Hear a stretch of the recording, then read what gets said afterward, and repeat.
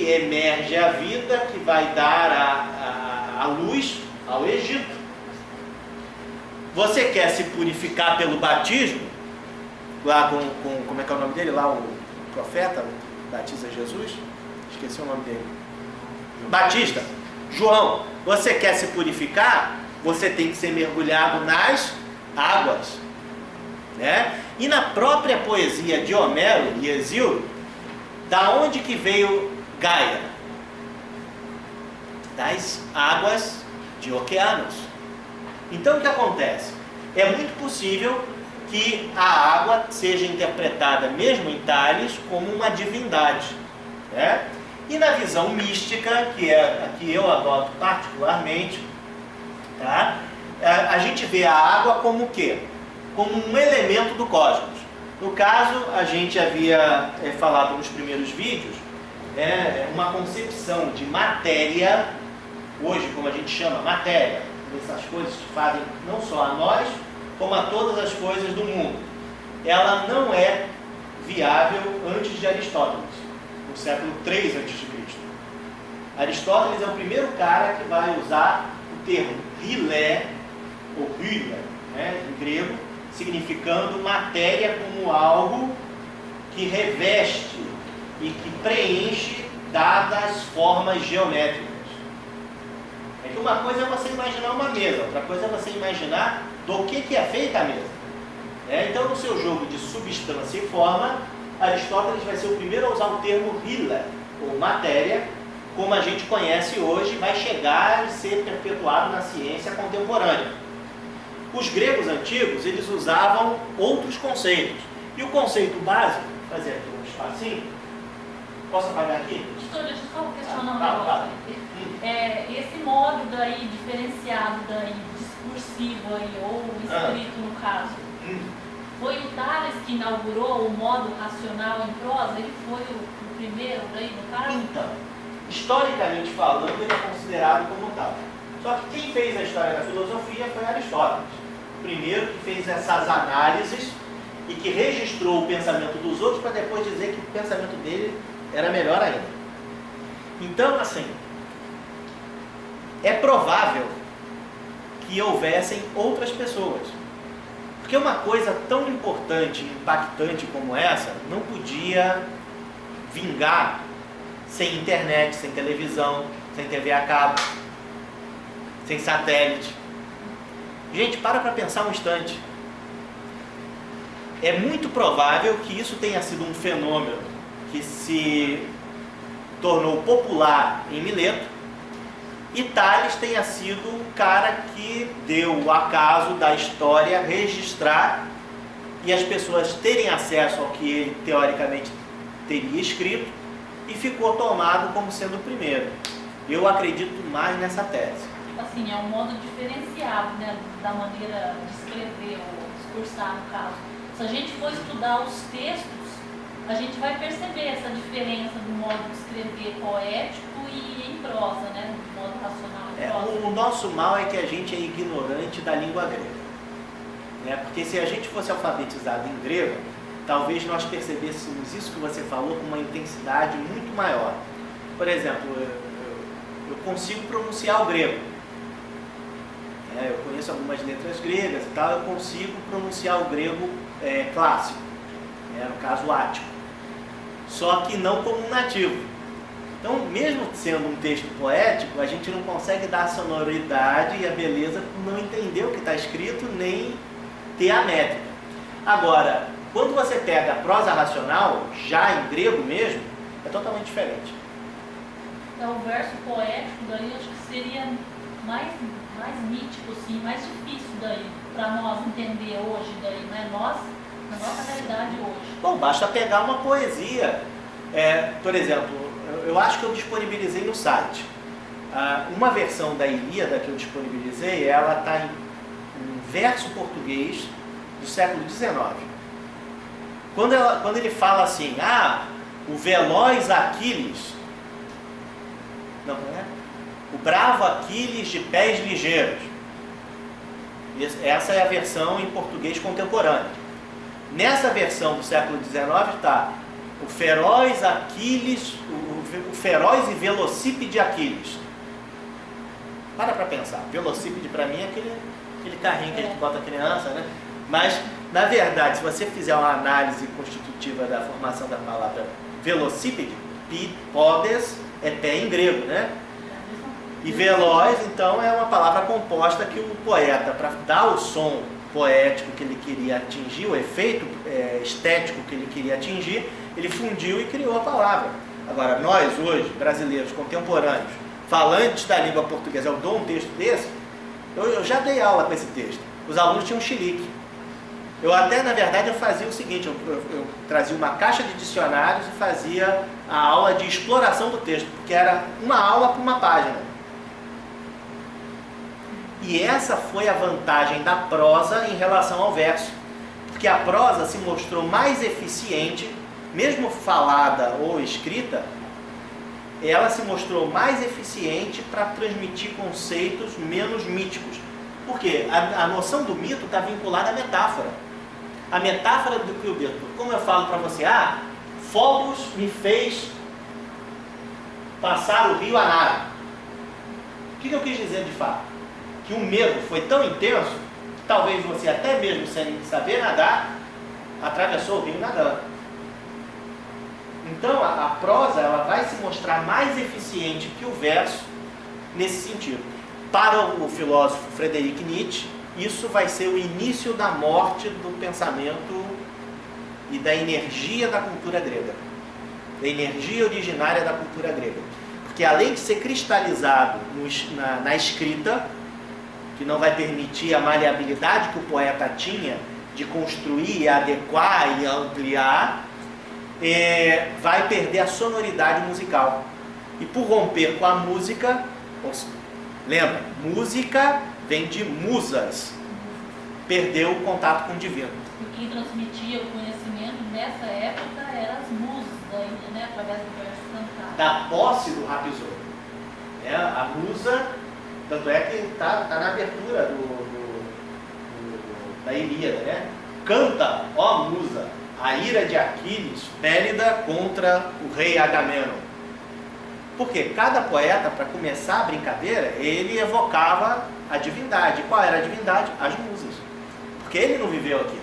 Ele não está falando o que ele está vendo, mas ele está falando que os deuses projetam na mente dele e ele então interpreta.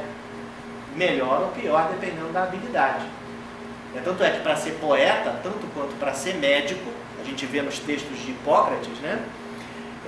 As crianças eram selecionadas e desde pequenininha eram inseridas nas confrarias para aprender a arte da métrica e da improvisação. Então era todo um treinamento específico. Normalmente, no caso da medicina, passado de pai para filho. Era quase um segredo familiar. Mas voltando então à questão. Como é que os gregos viam a matéria propriamente dita?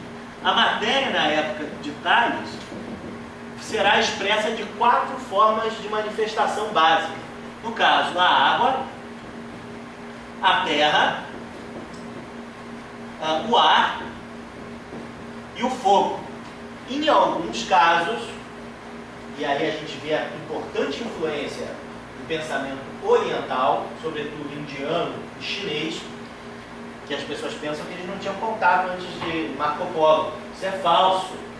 Foi encontrado no oeste da África um cheque de pedra por compra de escravos africanos do imperador chinês.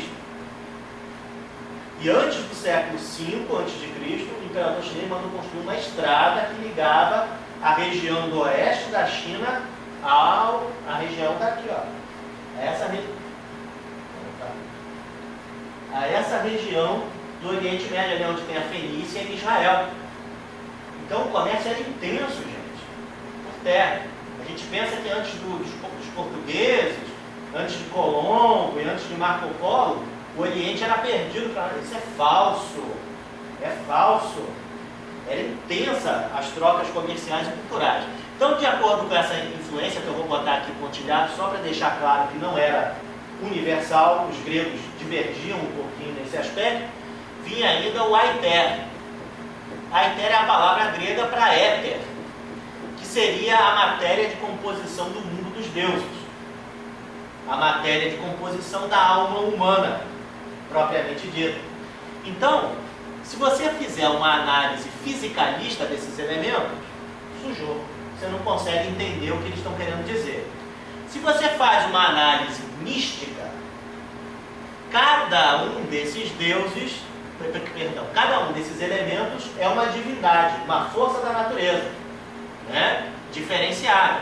Você falar que é um deus. É um deus. Seria quase isso mesmo, né? É uma personalidade, efetivamente é uma personalidade, né? Porém, se você faz a leitura mística, então você faz o quê? Mística. Deixa eu só dar uma ajeitada aqui, gente. Opa. Se você faz uma leitura mística, a água já não é mais o elemento que você bebe apenas, mas é o úmido. Úmido, tá? Não, né? É o úmido, ou seja, tudo aquilo que se apresenta no estado líquido, que não necessariamente a água. Quando você fala em terra, você fala em minério ou cristal. É tudo aquilo que tem a aparência da terra. Hoje, nós, com o microscópio, sabemos das estruturas cristalinas que formam, né, os elementos, as substâncias agregadas para moldar o que a gente chama de terra. O ar. O que seria o ar, necessariamente? Aquilo que é invisível, mas é capaz de destruir um prédio, de levantar um homem a metros de distância, dependendo de onde você se encontra, que faz os navios andarem, que pode se tornar tão tangível que pode virar líquido, inclusive. O ar com vapor não se condensa. Né? Ao mesmo tempo, o fogo, ele é o quê? Ele é uma mistura desses elementos em processo. Ao mesmo tempo fazendo o quê? Ele é móvel, ele consome, ele transforma. Ele é o quê? Ele é um processo. Ele não é uma coisa, ele é o conjunto de duas ou três dessas coisas em ação, em fluxo, em movimento, né? E o éter, que tem as características muito semelhantes ao fogo, estou botando aqui em setinha para você ver. A gente vai estudar isso mais à frente, principalmente com Heráclito de Éfeso. O fogo tem características muito semelhantes ao éter. A diferença é que o quê? Ó a jogada da diferença. O éter é o elemento do cosmo. Do cosmo entendido como aquilo que engloba o mundo. E o que engloba o mundo necessariamente é o que? Para os gregos, a physis, ou seja, a física. O fogo é o elemento de vinculação entre a physis e o cosmos. O fogo atua na physis. O aether é o fogo divino. Está na Bíblia. Paulo de Tarso, quando diz que os santos têm seu corpo de éter, ou de fogo, não é de graça. Paulo de Tarso está trabalhando com as mesmas categorias que Talos. E por sinal é próximo, né? Tarso por aqui. Por aqui. E aí, gente? Até aqui, está indo bem? Como é que ficou a questão? Muita informação nova, né? Principalmente quem está chegando agora não tem já a cancha do outro. Vejam os vídeos que a gente está dizendo cada coisinha aí, passo a passo. Como é que ficou essa questão para vocês, pessoal? Isso daqui é fundamental para você conseguir compreender os demais pensadores. Sem isso, você não vai conseguir compreender o que eles estão falando. Porque isso vai ser determinante. Vai ser a forma pela qual, a lente através da qual vocês vão observar os fragmentos desses pensadores. Até praticamente Xenófanes, a gente só vai ter frases, quando muito parágrafo, de 2, 3 linhas. De Xenófanes em diante, o texto começa a engrossar. Aí começa a dar uma página e meia, né? E aí só depois com Sócrates é que a gente vai ter textos mais completos da tradição filosófica. Ficou alguma questão? Vocês gostariam de comentar alguma coisa? Isso aqui literalmente é a chave interpretativa do que os gregos estavam falando. Esse texto aqui, você vai mandar os textos para nós atualizados aqui, né? Esse áudio. Mandei? Algumas coisas aqui nós já estudamos. Só que ficou assim meio paradinho, aí Deus pediu para ele trazer. Ah, mandei, é verdade. Os primeiros capítulos do livro, mais. Ah, sobre as cosmogonias, no caso, né? Ah, é verdade. Ah, então eu posso então digitalizar. É que eu fiquei na dúvida se eu tinha mandado alguma coisa. Eu digitalizei hoje pra gente ver alguns fragmentos do Tales, mas jamais sem compromisso, sabe? Assim, a manada ficou meio separadinho, né? Vocês sabiam que esse não estava certo, e eu não consegui. Não, foi isso. Então vamos lá, gente, continuando. Então Tales, ele vai ser o primeiro que teorizou sobre a sustentação da Terra. Olha que eu coloquei aqui no quadro, entre parênteses, a representação divina, né? Porque a Terra, como a gente vê hoje, essa coisa que a gente pisa, que cava, que sustenta, que tem terremoto, mata um monte de gente, não era uma coisa, era um ser vivo. E um ser vivo com manifestação divina que podia de vez em quando tomar forma de gente e trocar uma ideia contigo. Tá? Então quando a gente fala Terra, a gente está falando da deusa Gaia, a mãe de vários deuses, ou de várias forças cósmicas, ou naturais, físicas. Tá? Então o que acontece? Ele é o primeiro que vai falar isso. Eu brinquei aqui do negócio da Terra tremendo, mas é exatamente isso que Tales fala. Tales vai dizer que o terremoto acontece porque a Terra é semelhante a um pedaço de madeira que boia sobre a água. Da onde que ele tirou essa ideia? Olha a base do mito como fonte de análise crítica. Homero e Hesíodo vão dizer que a Terra é como um escudo circundado pelo rio oceano. Tales pegou essa informação, criticou: como é que eu posso ver isso melhor? Como é que eu posso dizer isso melhor? Observou, possivelmente, como qualquer pessoa, e os gregos eram navegadores, lembrem disso, que a madeira boia em cima da água. Ora, se a madeira boia e a gente treme o balde ou o recipiente e a madeira fica toda doida, se você bota uma formiguinha em cima da madeira, a formiga fica desesperada, o que acontece com os homens quando acontece o terremoto? Mal conseguem ficar em pé. As coisas são derrubadas. Ah, pronto. Então, ele é o primeiro que construiu uma teoria que a gente pode chamar de parcialmente dedutiva. Ou seja, ele não fez um experimento com a Terra para saber se a Terra se comportava igual ao pedaço de madeira flutuando na água. Mas ele fez o caminho inverso. Ele viu um pedaço de madeira flutuando em cima da água, ele observou e ele fez o que? Ele fez uma dedução. Ué, se funciona assim, com um pedaço de madeira boiando, se a Terra é circundada pela água, e se a água é a fonte de tudo, da onde veio tudo e para onde vai tudo ao ser dissolvido, o terremoto necessariamente é a água balançando a Terra. Pronto. Primeira teoria geológica do funcionamento da superfície terrestre, com um fenômeno específico do terremoto. E por que a gente chama de parcialmente dedutivo?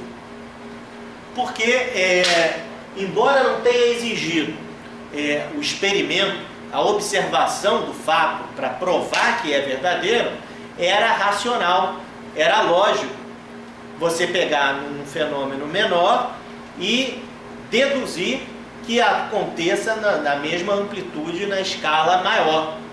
Então você perceba que tem uma série de jogos de raciocínio que não são permitidos pelo mito, mas que na linguagem racional e em prosa se torna possível fazer essa avaliação, fazer fazer literalmente o que a gente chama de raciocínio, este processo de projeção da realidade. E a gente vê o que? A água como elemento que circunda e sustenta. Da onde ele vai tirar isso? Homero e Hesíodo. É nesse sentido que a tradição de Oceanos vai se tornar a fonte do processo. E aí, gente? Podemos ver os fragmentos de Tales? Só uma pergunta. Diga. Por exemplo, os helênicos lá acreditavam que existia a terra boiando em cima da água e por fora tinha... Na verdade, dependia. Lembra que eu falei das raízes da... Não, sim, eu estava dizendo tipo uma síntese do mundo que eles acreditavam. Que era circulado por várias esferas de cristais. Por exemplo, nem passavam na cabeça deles que existia algo além dessas esferas de cristais. Então, Tendo uma ideia. Então, tem um filósofo italiano chamado Mondolfo Rodolfo, parece até nome de ratinho. O Mondolfo Rodolfo, ele tem um livro chamado O Infinito na Antiguidade. Esse livro é muito interessante porque ele diz que é prática dos navegadores a ideia de infinito. Porque no meio do mar, você não tem referência nenhuma em terra. No meio do mar, no alto mar, você tem uma imensidão de água e você tem o céu, que quase como que te esmaga. A sensação dos navegadores é que está sendo possuído por aquilo ali, sabe? E que os gregos, como navegadores, tendo essa concepção de infinito, como o imenso, o incomensurável, o incapaz de ser medido, eles nunca foram capazes de conceber o infinito, propriamente dito, como aquilo que não tem começo nem fim. Porque, mesmo na navegação, tendo essa noção de incomensurável,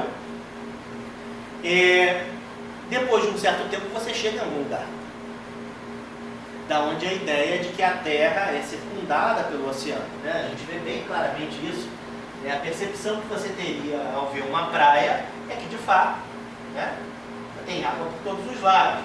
E muito mais num mundo feito de ilhas, como esse daqui, essa ideia é muito reforçada. Porém, Anaximandro, o genro do Tales, né, ele vai ser o primeiro que vai construir uma ideia, a gente vai ver depois com calma, mas ele vai ser o primeiro que vai construir a ideia de pluralidade de mundos no cosmos. Ele não fala em infinito, mas ele diz que tem muitos mundos semelhantes ao nosso. O que já rompe a ideia de esferas de cristal como limite máximo e último desse mundo. Eu tinha lido daí um pedacinho disso, não sei aonde. Mas aí eu fiquei questionando daí, mas será que já é a ideia de mais de um planeta? Como assim? Eu fiquei sem entender, fiquei me perguntando. Se ele fala em mundo, e mundo a gente entende como a gente está lendo aqui, e que é assim, razoavelmente aceito pela maioria dos pesquisadores, dá a impressão que ele fala de vários mundos. Naquela época eles não tinham nem noção da Terra ser redonda, como é que eles iam ter noção de mais de planetas daí? Eu fiquei meio sem entender daí. Então, dá a entender isso. Assim, tanto quanto a teoria da origem do homem e dos animais. Ele diz que o homem vai surgir da barriga de um tubarão, que vai estourar na beira da praia e o homem vai sair dali dentro. É Darwin. É Darwin puro. Origem das espécies. E detalhe, veio da água. No caso aí é fragmento do Tales, do Anaximandro mesmo. Pessoa é fonte secundária, ou seja, é uma pessoa que diz que leu o livro Tales especificamente. Então não é um ouvir dizer de alguém que tinha lido de outro lugar. Sabe? É o cara que está dizendo. E historicamente é reconhecido como alguém de credibilidade nesse aspecto. Então, assim, é isso que deixa hoje os pesquisadores em todas as áreas das ciências de boca aberta. Como é que homens com esse tipo de tecnologia, com essas transições de modo de expressar e representar a realidade, podem ter teorias tão atuais e presentes nos avanços tecnológicos mais modernos dos últimos tempos. Como explicar isso? O tal do Irving Schrödinger, físico, ele tem um livro que é específico sobre a análise das teorias pré-socráticas e que ele diz que ajudou ele a solucionar parte de problemas de física quântica. Então, assim, são desafios para nós que estamos estudando e que um dia, quem sabe, pode chegar a se aprofundar mais ainda nesse assunto, investigar e tentar compreender. Porque parece que há um vínculo de conexão que foi perdido pela ignorância dos nossos ancestrais e que hoje a gente está redescobrindo a pólvora, como se fosse a melhor coisa do mundo. E que interessante as novas teorias daí sobre